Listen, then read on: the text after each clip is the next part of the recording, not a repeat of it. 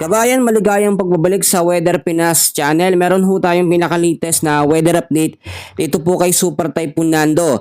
Papalabas na ho ito ngayong araw din po ng Martes ng ating Philippine Area of Responsibility. Pero may panibagong banta po tayo ng bagyo o sama ng panahon na nagbabantang pumasok na rin sa loob ng ating Philippine Area of Responsibility sa mga susunod po na mga oras. So aalamin po natin yung mga detalye, pero bago ho tayo magpatuloy, hihiling lamang po ako ng like, no, bilang pagsuporta na lamang po sa ating YouTube channel.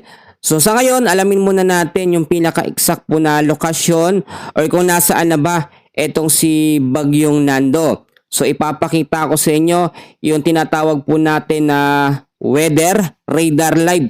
Ito po, no, tignan nyo mabuti. Sa ngayon ho, ang pinaka-exact na lokasyon po nitong si Bagyong Nando ay 265 kilometers west of Calayan, Cagayan ho siya. Medyo humina na ho siya ngayon, nasa 185 kilometers per hour na lamang. Yung lakas ho ng kanyang hangin malapit pa rin sa may gitna at may bugsong umaabot po sa 230 kilometers per hour. Kung napapansin nyo, yung mga pag-uulan bugso-bugso, medyo malakas kasi nasa 230 kilometers at yung kilos naman niya pa-westward ho sa bilis na 20 kilometers per hour. Banta pa rin ito, no? Kahit papalabas na ng ating Philippine Area of Responsibility, patuloy naman niyang pinapalakas ang epekto ng habagat or southwest monsoon sa kanlurang bahagi ng ating bansa. Kung mapapansin nyo, yung sirkulasyon pa rin ng hangin itong si Bagyong Nando, patuloy pa rin at malakas pa rin ho yan. Sa ngayon, ibinaba na ang signal number 5 at signal number 4. Meron tayong pinaka-update sa lugar na apektado na lamang ng signal number 1, 2 at 3. Sa signal number 3 muna tayo. Dito pa rin yan sa ilang bahagi ng Luzon. Kasama ho dyan ng Ilocos Norte, northwestern portion po ng Apayao, yung mga lugar ho na yan.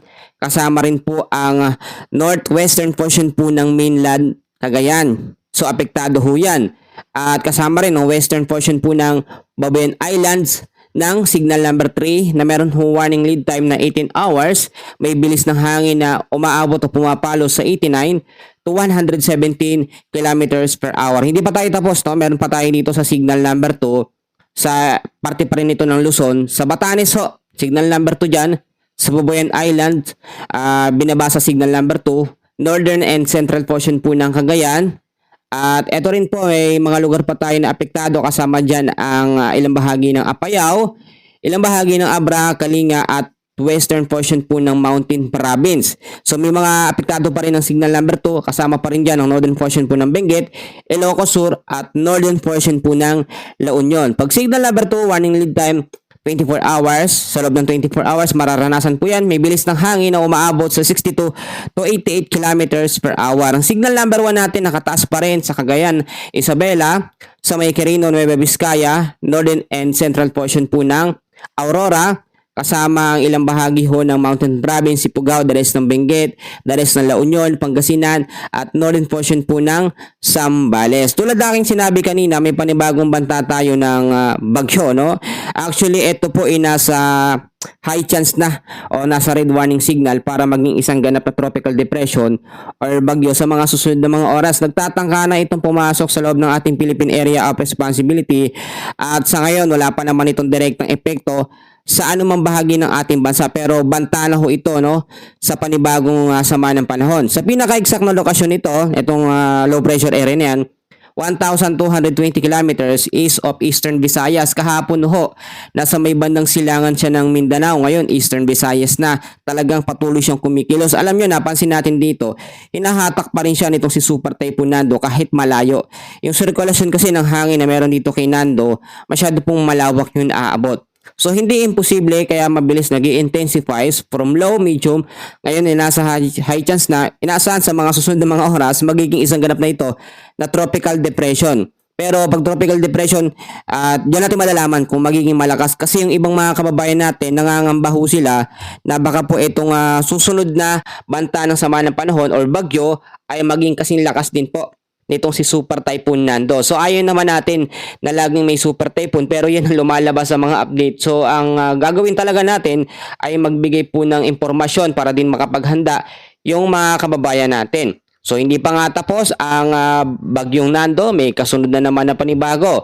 So alamin natin yan mamaya mga kaibigan. So dahil pa rin po sa banta ng bagyong Nando at dahil pinapalakas niya ang habagat, meron tayong nakataas pa rin na heavy rainfall warning. So ngayong araw din po ng Martes, 100 to 200 mm sa dami ng pag-uulan. Diyan pa rin po sa may Ilocos Norte, sa may Ilocos Sur, La Union, Abra at sa may Benguet. Meron pa rin tayong aasahan na 50 to 100 mm sa dami ng pag-uulan pa rin sa Batanes, sa may Cagayan, Apayao, Kalinga, Mountain Province, Ifugao, Nueva Vizcaya, Pangasinan at sa may Zambales. By tomorrow naman ng hapon, meron pa rin tayong 50 to 100 mm sa dami ng pag-uulan sa may Ilocos Norte po at Ilocos Sur. So tulad na aking sinabi, patuloy na pinapalakas nitong si Bagyong Nando ang habagat. So ngayon meron tayong mga heavy rainfall warning dahil naman sa habagat. Ngayong araw din po ng Martes, 50 to 100 mm sa dami ng pag-uulan sa may Bataan, Batangas, Occidental, Mindoro. By tomorrow naman ng hapon, Wednesday, 50 to 100 mm sa dami ng pag-uulan sa La Union, Pangasinan, Benguet, Zambales, Bataan at sa may Occidental, Mindoro. Pansinin niyo mabuti, yung sirkulasyon ng habagat or southwest monsoon ay sumabay na sa ikot ng hangin nito nga pong si Bagyong Nando. Kahit malayo pa itong isang LPA, nakakapangamba na ito na sa mga susunod na mga oras ay mag-intensify into tropical depression hanggang tropical storm category. Actually, mahina pa naman siya, 35 kilometers per hour, pero mabilis yung kanyang pag-ikot, may sirkulasyon na siya ng hangin. And hopefully, panalangin natin na wag mabuo yan bilang isang bagyo dahil hindi pa nga tayo nakaka-move on dito po sa Bagyong Nando na talagang nagbigay ng malaking pinsala sa ilang bahagi ho ng ating bansa. So dapat maging alerto pa rin tayo sa mga posibilidad po na pwedeng mangyari. Tulad nito, hindi lamang tayo nagdedepende sa Super Typhoon Nando, sa Bagyong Nando. Patuloy pa rin po mga kaibigan ang habagat kahit po makalabas na ng par etong si Bagyong Nando. Dahil nagkaroon na siya ng momentum, etong si habagat or southwest monsoon, mananatili pa rin ang sirkulasyon, malakas sa sirkulasyon ng hangin niya hanggat merong sama ng panahon. Yung monsoon break na ating sinasabi ay medyo malabo pang mangyari sa ngayon. Alam ko, halos ilang linggo na tayong inuulan at hindi po nasisilayan ng haring araw. Talagang marami tayong labahin sa ngayon, pero tiis-tiis lang muna dahil inaasahan natin by sa week 2, bago po first week po ng October ay wala naman tayo na mamonitor na panibagong bantaw sama ng panahon. Pero itong hanggang sa matapos ng September, meron pang dalawang LPA tayo na i-monitor. Ayon na rin po yan sa tinatawag natin na Tropical Cyclone Threat Potential. Pero parehas naman yun nasa low to medium chance na maging isang ganap na bagyo. Muli, papaalala ko kapag ka itong LPA na yan ay naging bagyo, tatawagin po yung bagyong Opong.